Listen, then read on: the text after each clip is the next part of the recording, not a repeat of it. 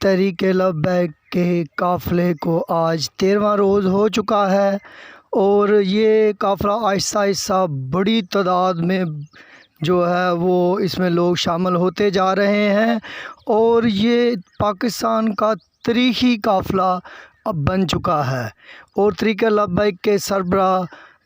साद हुसैन रिज़वी जो है उन्होंने ख़िताब करते हुए कहा कि पंजाब हुकूमत जो है सिक्योरिटी के हवाले से अपनी होचे हथकंडों से बाज़ रहे, क्योंकि बहावलपुर में इस काफ़िले को जो है वो वहाँ रोका गया और जो है इस हथकंडों से बाज़ रहने के लिए तहरीक-ए-लब्बैक साद हुसैन रिज़वी ने गवर्नमेंट को वार्निंग दी कि ऐसे होचे हथकंडों से बाज़ रहे, क्योंकि पूरे सिंध में ये काफ़िला जो है जगह जगह पड़ाव करता हुआ जो है पंजाब में दाखिल हुआ